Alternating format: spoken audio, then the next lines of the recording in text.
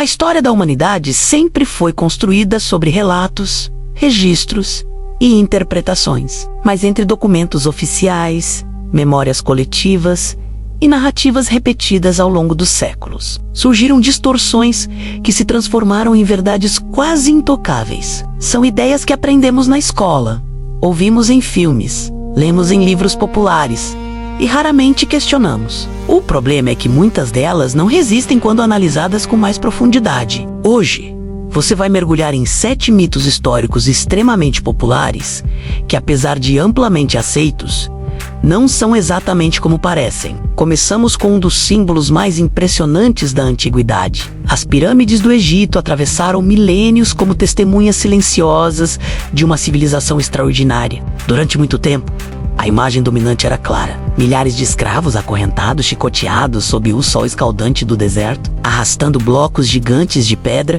para erguer os túmulos dos faraós. Essa cena foi reforçada por filmes, romances e representações artísticas. Porém, as evidências arqueológicas contam outra história. Escavações próximas ao Planalto de Gizé revelaram vilas organizadas de trabalhadores, com alojamentos estruturados, padarias, áreas médicas e restos de alimentação de qualidade. Pesquisadores como Mark Lehner encontraram provas de que muitos operários recebiam pagamento em forma de alimentos e eram camponeses recrutados durante as cheias do Nilo, quando não podiam cultivar suas terras. Isso não significa ausência de trabalho duro ou coerção estatal, mas a narrativa de uma construção baseada exclusivamente em escravidão brutal perdeu força diante dos dados atuais. Outro mito resistente atravessa continentes e séculos. A Muralha da China é frequentemente descrita como a única construção humana visível do espaço. Alguns chegam a afirmar que pode ser vista da Lua.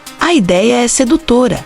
Afinal, trata-se de uma das maiores obras já realizadas pelo ser humano estendendo o Sei por mais de 20 mil quilômetros. Mas aqui entra um detalhe técnico crucial. Apesar de longa, a muralha possui largura relativamente pequena, cerca de 5 metros em média. A NASA esclarece que a olho nu é extremamente difícil distingui-la da órbita terrestre baixa, já que sua coloração se confunde com o terreno ao redor. Da Lua, então, seria impossível identificá-la sem instrumentos avançados. O mito surgiu muito antes da corrida espacial, alimentado por especulações do século XVII. Quando imaginar a Terra vista do alto ainda era exercício de pura fantasia. Avançando para o norte da Europa medieval, encontramos outra imagem poderosa. Os vikings são quase automaticamente representados com capacetes adornados por chifres. A cena faz parte do imaginário popular há décadas. No entanto, não há evidências arqueológicas consistentes de que guerreiros vikings utilizassem tais acessórios em batalha. Pelo contrário, do ponto de vista estratégico, chifres seriam um inconveniente em combate corpo a corpo, facilitando que o inimigo agarrasse ou derrubasse o capacete. Essa ideia se popularizou no século XIX, quando artistas e encenações teatrais romantizaram a figura viking, buscando criar uma imagem mais dramática e intimidadora. A fantasia foi tão eficaz que acabou substituindo a realidade histórica. Falando em imagem distorcida, poucos personagens sofreram tanto com a propaganda quanto Napoleão Bonaparte. Ele ficou conhecido como um líder extremamente baixo, quase caricatural, alvo constante de piadas. Registros indicam que sua altura era de 5 pés e 2 polegadas. Convertido diretamente para o sistema inglês,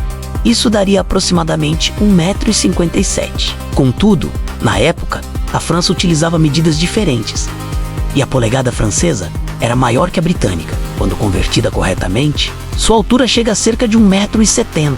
Para os padrões do final do século XVIII, isso era absolutamente normal. A fama de baixinho ganhou força na Inglaterra, onde charges e panfletos políticos ridicularizavam o imperador francês, enquanto ele expandia seus domínios pela Europa. Agora cruzamos o Atlântico para abordar um dos equívocos mais repetidos da história. Cristóvão Colombo não partiu em viagem para provar que a Terra era redonda. Esse conhecimento já era amplamente aceito entre estudiosos europeus muito antes de sua expedição. Séculos antes, o matemático grego Eratóstenes já havia calculado a circunferência terrestre com notável precisão. O debate do século XV girava em torno do tamanho do planeta, não de seu formato. Colombo acreditava que a Terra era menor do que realmente é e calculou mal as distâncias, até a Ásia navegando para o oeste. Sua viagem, na prática, foi baseada em uma estimativa incorreta,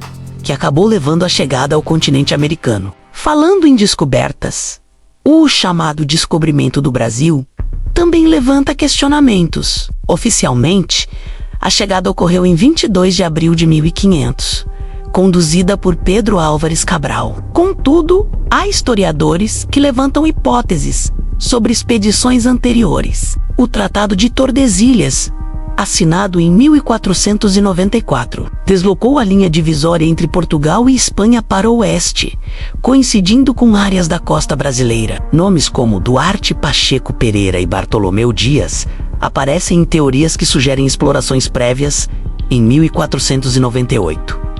Não há comprovação definitiva, mas o debate mostra que o processo pode ter sido mais complexo do que a narrativa tradicional sugere. Por fim, chegamos a um dos capítulos mais trágicos das Américas. É comum afirmar que os europeus exterminaram a maior parte das populações indígenas, principalmente por meio de guerras e massacres. Conflitos e violência aconteceram, sem dúvida. Porém, muitos estudos indicam que o fator mais devastador foram as doenças trazidas pelos colonizadores. Varíola, sarampo e outras enfermidades espalharam-se rapidamente entre populações que não possuíam imunidade prévia. Isoladas por milênios, as sociedades americanas não haviam desenvolvido resistência biológica a esses vírus. Estimativas apontam que entre 80% e 90% da população indígena pode ter morrido em decorrência dessas epidemias. Esse colapso demográfico alterou profundamente o equilíbrio de poder e facilitou conquistas posteriores. Quando reunimos todos esses exemplos, algo fica evidente. A história não é uma coleção estática de fatos imutáveis. Ela é construída, reinterpretada e às vezes distorcida ao longo do tempo. Muitas vezes, mitos persistem porque são mais simples, mais dramáticos ou mais convenientes do que a realidade complexa que os registros revelam. Questionar essas narrativas não significa negar o passado, mas aprofundar o entendimento sobre ele. Se você gostou desse mergulho pelos bastidores da história, ainda há muitos outros mitos que merecem ser analisados com o mesmo cuidado. A verdade histórica é sempre mais intrigante do que parece à primeira vista. E aqui, a gente continua investigando o que está por trás das versões mais populares dos acontecimentos. Até o próximo Fatos Internos.